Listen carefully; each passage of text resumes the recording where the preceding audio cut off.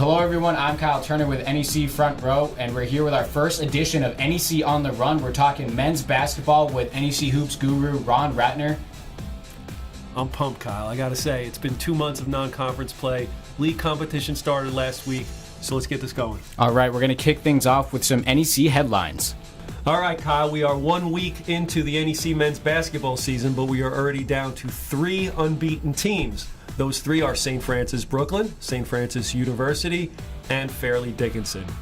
Not surprised about St. Francis Brooklyn. They were picked number 1 by the coaches in the preseason poll. After a slow start, they won 5 straight and 8 out of 10. They're getting terrific play out of Jalen Cannon, their all-star senior forward. And what I thought was the best played game of the opening weekend, the Terriers had to rally from 18 down to beat a very good Sacred Heart team. And this Brent Jones scoop shot in the closing seconds proved to be the game winner. St. Francis U comes off a terrific non-conference campaign. They picked up wins over Duquesne on the road and also beat Rutgers on the road, which was the first ever win for the NEC against the Big Ten program. So Rob Krimmel's troops came into league play with some momentum and have kept it going on their 2-0 start. They beat Wagner to begin the year in Loretto and then beat Robert Morris, which was a big win for the program. They had lost 14 straight to the Colonials in what was a great game on Monday night. Earl Brown really has been the spark for that team, and it's a senior-dominated team, returned everybody. They're going to pose problems throughout the league season. Of the 2-0 teams, the one that would be surprising to the casual fan has to be Fairleigh Dickinson. They were picked 9th in the preseason coaches poll, but if you watch them in non-conference play, you wouldn't be surprised at all by the success they enjoyed in week 1. This is a team that knocked off St. Joe's in their opener on the road, also beat Princeton, and then beat Towson to close out non-league play. Once NEC competition started, they rallied to beat Central Connecticut Saturday, and then again in a game that went right down to the wire, beat LIU, also on the road. So 2-0 start for the Knights, a team with a number of freshman players who have contributed this year. You have Darian Anderson, who had a huge game against LIU, Earl Potts, and Marquise Towns, amongst others, and Greg Herenda's got them headed in the right direction. So it's still pretty early for those teams, 2-0 like you said. Let's talk about the youth movement among the league.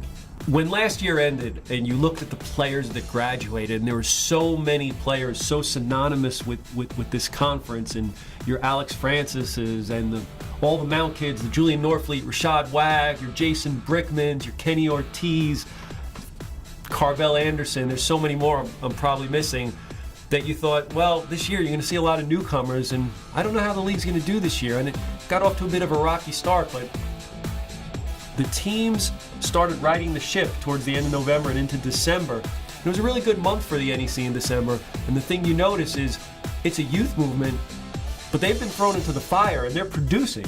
Right now, there's 3 of the top 15 scorers are freshmen, and these are players that are as good as any of the sophomores, juniors, and seniors in the league. When you're talking about a Kane Broom at Sacred Heart and his scoring ability and his vision passing, Marquise Reed has been shooting over his last 5 games, is hitting 2/3 of his shots from the field. He's a guard. So they lost Carvel, but they've added Marquise Reed to the mix. You have Darian Anderson, who we've already mentioned on Fairleigh Dickinson, had 26 points in the win over LIU. These are just 3 of the freshmen in this conference that are the building blocks to come in the conference, and I couldn't be more excited. So you already mentioned him in your headlines, Earl Brown at SFU. Talk about how his career has progressed. I enjoy watching players who get better year after year after year, and Earl Brown is one of those type of guys. He started out as a freshman as a reserve. Sophomore year, he was the NEC's most improved player. His junior year, he was a second-team all-conference performer, and he's taken it next level again as a senior. You watch the way he attacks the boards, and now his offensive repertoire has just expanded. And at the end of the game against Robert Morris, when they needed a bucket with under a minute to play, they went to Earl Brown, and the move he pulls off, that's a man move. That's a move that will score at any level. And I love the quote that I saw in the paper the next day. It was, Coach Krimmel gave me the eyes like, I'm coming your way, kid. I knew it was time to show people what I can do. And now, all the NEC fans out there and coaches and players, they know what Earl Brown can do. All right, so we're going to shift from Earl Brown. We're going to look at some numbers, some NEC numbers. Ron, what can you tell me about some NEC numbers out there? There's so many numbers always swirling through my head, Kyle, but this week I want to focus on Jalen Cannon, St. Francis Brooklyn senior forward, one of the best players in the league.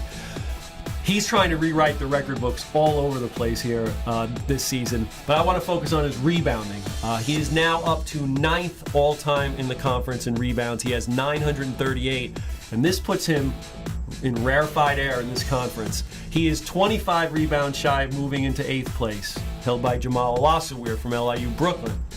62 more, he becomes the 4th player in league history to reach 1,000 rebounds, and he's only 95 away from unseating Quinnipiac's Justin Ruddy as the NEC's all-time leader. Ruddy had 1,032 in his stellar career for the Bobcats, but Jalen Cannon is right there, and if all things progress and he stays healthy, it will happen sometime in the middle of the season. So there were a lot of great performances in the opening of NEC play, but who's under that NEC spotlight? Who stood out to you, Ron? That's tough. There were a lot of good ones in the first week, but I'm going to go with Wagner's Marcus Burton. Marcus Burton, another player who gets better every year, now is one of the key, perhaps the key offensive piece for Bashir Mason at Wagner. Had 38 in what had to be the game of the weekend there, in an 85-83 double overtime win over the Mount. 38 points was a career high for Marcus. Came up with a whole bunch of big baskets for him. 38 points for the most in an NEC game since the Mount Sam Prescott scored 44 back in February of 2013. It was almost the most points scored by a Wagner player since the great Joey Munweiler had 39 points in 2009, a game in which, by the way, he had 11 three-pointers in NEC record. So hats off to Marcus Burton for that performance. Gave Wagner their first NEC win of the year. And if I can, I want to throw an honorable mention into Matt Mobley on Central Connecticut for scoring 28 second-half points against Sacred Heart on Monday, including 6 three-point field goals. That was pretty impressive. That is pretty impressive. All right, we're going to shift. We're going to take a Twitter timeout. Ron, what are some tweets out there? I love this tweet. I love this tweet by @VCUPAV, P-A-V. After Wagner won their double overtime game against the Mount, we saw this tweet, and it references back to a game Bashir Mason, the Wagner coach, played as a player at Drexel back in 2005 when he hit a 35-footer at the buzzer to defeat VCU. And when he did that, I remember watching this on SportsCenter, and this was before Bashir Mason was associated with the NEC. He pulled his shirt up and he jumped on the scores table. Just a moment of sheer exhilaration and jubilation, and that's what it referenced there. So I thought that was one of the best tweets I saw all week. Second half of our Twitter timeout, we go to John Templon, the great John Templon from Big Apple Buckets, one of the top mid-major blogs in the country. And he talks about Diami Starks being money for Bryant and the importance of outstanding individual play in the NEC. And all I can say is that watching Diami Starks in the second half of the LIU game, hitting shot after shot with players in his face and fading away and three-pointers, he's one of those game changers in this conference. And to me, if there's one player who can shoot you back into a game that I'd rely on, it'd be Starks. And that performance that day, it caught my eye, caught everybody's eye. One of the real terrific scorers, and this is from a league where we've seen Carvel Anderson and Shane Gibson the last couple of years. But again, Diami Starks, if you get a chance to see him, he's can't miss. Yeah, it doesn't get much more automatic than Diami Starks at Bryant. All right, let's take a look at some games. NEC on TV. Ron, what do you got for us? Well, Kyle, we get started this Thursday, January the 8th. The first of a 30-game package this year for the NEC, the biggest one in more than a decade for the conference. Should be a good one. Robert Morris at Wagner in Staten Island, Grimes Hill, Spiro Sports Center, 9 p.m. It's a national game on CBS Sports Network. We're real excited about this one. Should be a good one to get us started. Then we're back in Wagner 2 days later for an ESPN3 doubleheader. We start at 1 o'clock, LIU Brooklyn women taking on the Wagner women, and then LIU men and Wagner men at 4 p.m., the first of many ESPN3 doubleheaders and women's games this year. That will be quite an exciting TV package. We're also going to show you the schedule of the games that will air on NEC Front Row.